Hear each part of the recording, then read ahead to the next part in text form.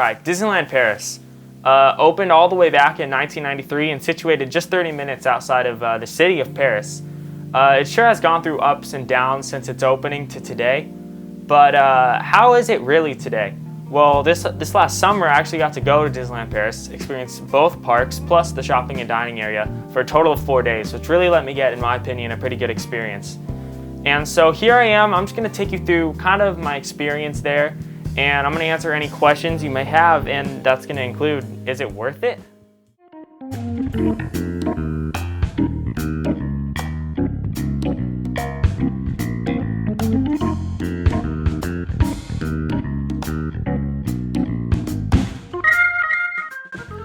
Alright, the first place I want to touch on is Disney Village, which is the aforementioned shopping and dining area. And this functions very similar to Downtown Disney in that it connects both the theme parks, and it's the first place you'll see when you yourself visit Disneyland Paris. The thing I'm going to first touch on that I'm sure you may have heard about is how the train station and the mall pulls right there into Disney Village. It really is impressive. You can take a train straight from Paris to 30 minutes, get off the train, walk through the gates, through security, and boom, you're right there at Disneyland. It's really impressive. It definitely shows Disney their expectations with this park and this property, and it's definitely something I look up on, and we used it every day. And then let's move ahead to dining options in Disney Village. For quicker places, there's an Earl of Sandwich, which we ate at, pretty similar to home. A McDonald's, which I'm going to touch on later, it's pretty good, similar to home. And then a Five Guys, which we never ate at. And there are a good bit of sit-down restaurants, but we didn't get the chance to eat at any of them. And the reason for that is the closing times are really, I don't know what they were thinking. They always close before the actual theme park closed. So if Disneyland closed at 10:30 or 11, all the sit-down restaurants would be closed at like 9, which like for us and I think a lot of other people, those restaurants could really capture a lot of this crowd leaving when the park first closes. So I don't understand why that is. In total, dining options at Disney Village, there's a decent amount, but I think compared to Downtown Disney, Disney Springs, Universal City Walk, I don't think there's quite as much as you would want. Next, shopping in Disney Village.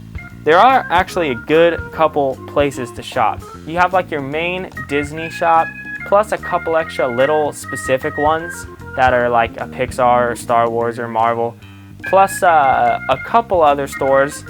I'm going to touch on the shopping more broadly later, but Disney Village has what you need. It doesn't go above and beyond, but it's not horrible. Next, let's just talk about size.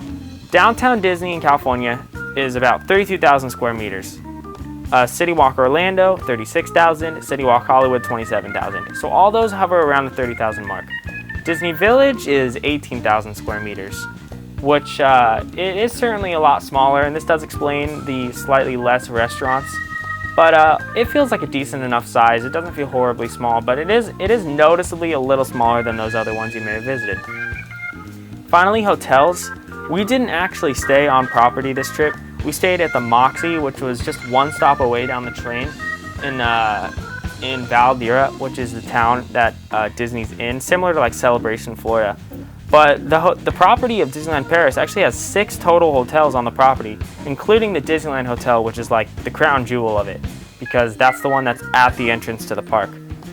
And then there's also a Marvel-themed hotel I heard about, which sounds pretty cool. Overall, their hotels seem great, but I can't really talk to you about that.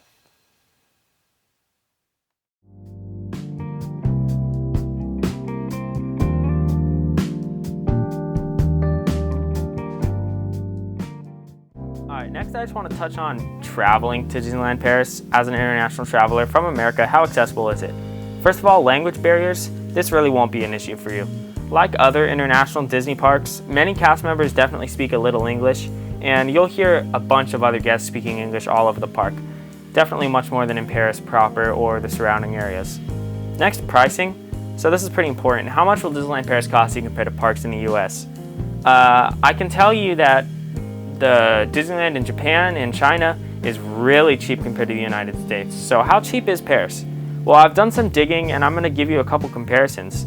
On average, Disneyland Paris is a bit cheaper than either of the 2 resorts in the United States. If you look at the screen, you can see the numbers, but a one-day ticket on a typical Saturday is almost half the price of Disneyland. Food and merchandise is quite similar to the United States parks in terms of price. It might be slightly cheaper, but not noticeable like the park tickets. Overall, the pricing is definitely comparable. It's not incredibly cheap like I mentioned in Tokyo, Hong Kong, or Shanghai, but it is a pretty good bit cheaper than any of the ones in the United States. And then finally, food for this section.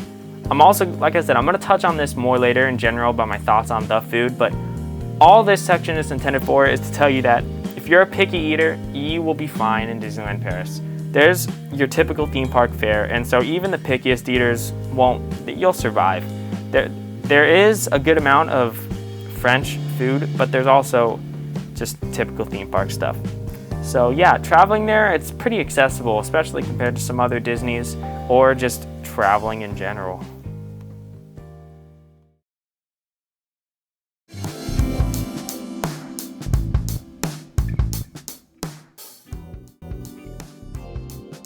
Fun stuff now, and touch on Disney Studios. Remember how I mentioned the controversies and ups and downs? Yeah, well, a lot of it comes from this park. But how is it really? Let's jump right into it. Here's the deal with Disney Studios. Is it a bad theme park compared to any other Disney park? The answer is yes, absolutely. It is pretty by definition a half-day park. It only has 11 rides, and more than half of those are cheap flat rides. This park could honestly be done in half a day, maybe one day if you really wanted to see all the shows, but it's certainly a half-day park more than anything else. Now, saying that, is it, as an addition to the resort, is it bad? I would say absolutely not. At least not how you would expect.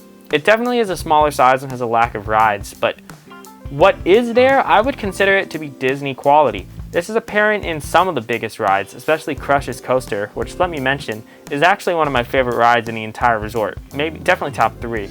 I really like it. It has a unique track, and it really impressed me. I thought it was going to be simpler. Then it also has Tower of Terror, Spider-Man, Remy's Ratatouille Adventure. All of these are pretty high Disney quality, and they impress me.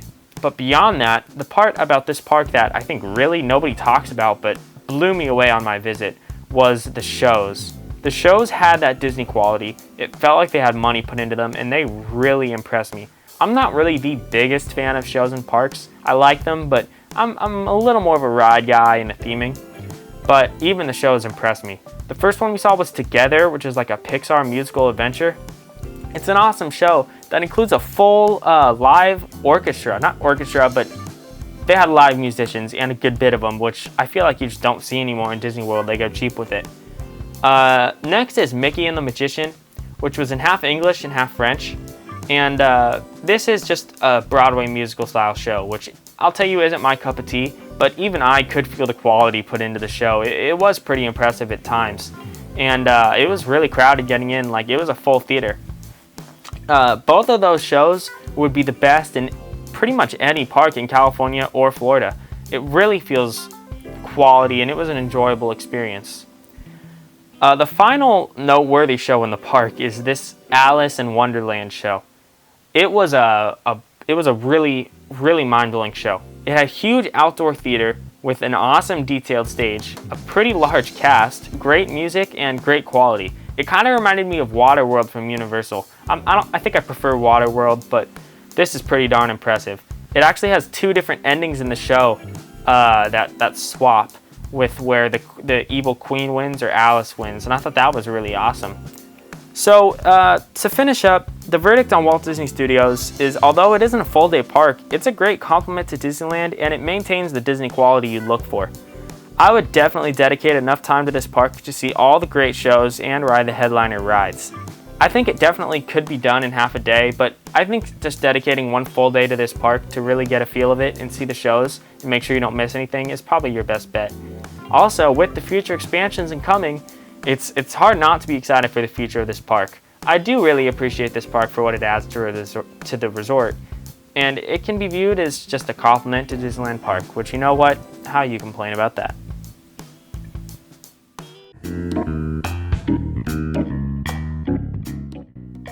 Alright, and after Walt Disney Studios, of course, has to come Disneyland. Now, I will say I'm going to keep this pretty brief because I'm actually going to come out with a full video talking about Disneyland Paris as a castle park and comparing it to the others and giving my really full in-depth thoughts on it. So all I'll say here is, man, Disneyland's a great park. I think to do the whole thing, you could have 1 or 2 full days here for sure. It's a pretty fulfilling park. It does feel a little small compared to Disneyland, for sure Disneyland, and even Magic Kingdom, but I think it's on par with Magic Kingdom for sure. It's very well themed. It's intricately themed. I think the theming is definitely the best part about this land. The designers weren't messing around with Disneyland Paris, because man, the shrubbery, like the plants all around the park are great. The Adventureland, oh my goodness. I mean, I could talk about the lands all day, and like I said, I'm gonna have another video on it. So all you need to know is Disneyland Paris is great. It's the main attraction. You'll really enjoy it here. It has classics, it has altered classics, it has new rides. It's pretty amazing. So definitely dedicate a couple days here, and yeah.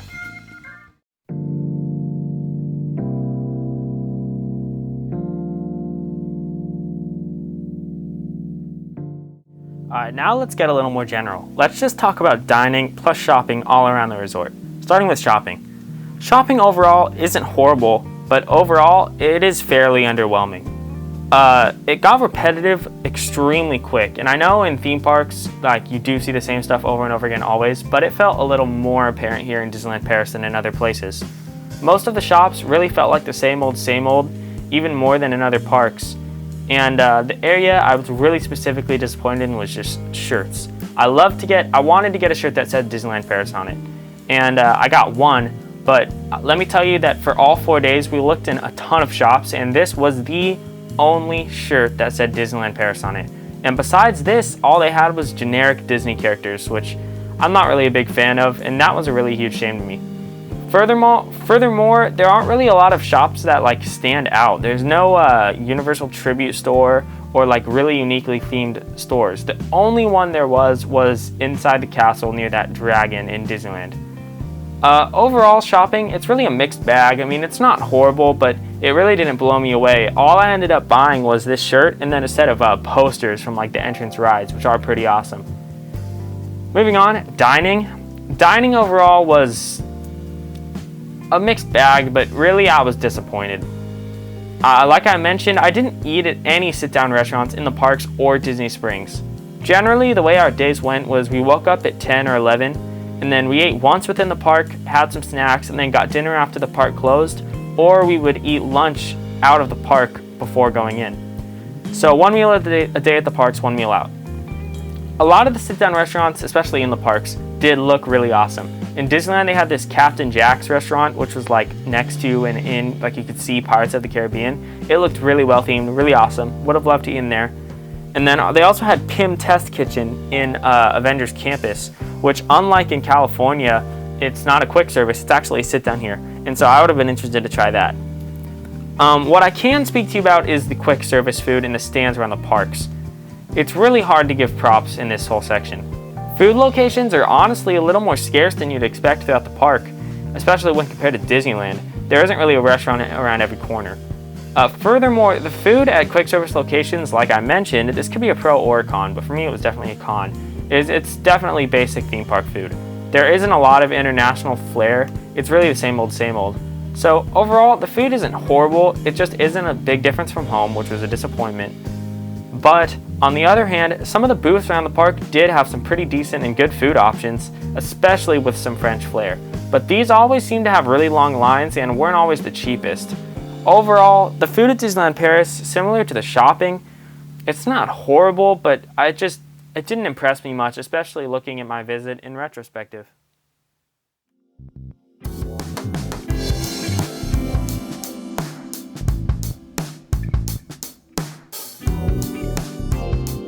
Alright, to wrap up here, let's touch on a couple more things. How many days do you need at Disneyland Paris? I think 3 is a pretty good number, but 4 is definitely how much I had, and I think 4 is the perfect number. Disneyland, to get a full experience, I think you need 2 full days, and Walt Disney Studios, I think you need 1 full day, especially if you're going to do all the shows. So total, 3 days could definitely work, and you can do 4, and 4 is great because you get to redo a lot of fun things and just take your time more on the other 3 days. And how worth it is Disneyland Paris? Well, I can tell you that for a Disney fan, this is a great park, and this might be the first international park you could go to. if you haven't adventured outside of the United States. This park is very similar to Disneyland and Disney World in a lot of ways, but it also differs and gives you some of that international flair. Overall, Disneyland Paris is really enjoyable.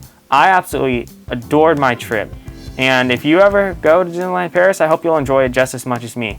And with all the new expansions coming soon, the future is pretty bright for this property, this beautiful resort, and this whole park. And anyways, that's about it. I will see you all later.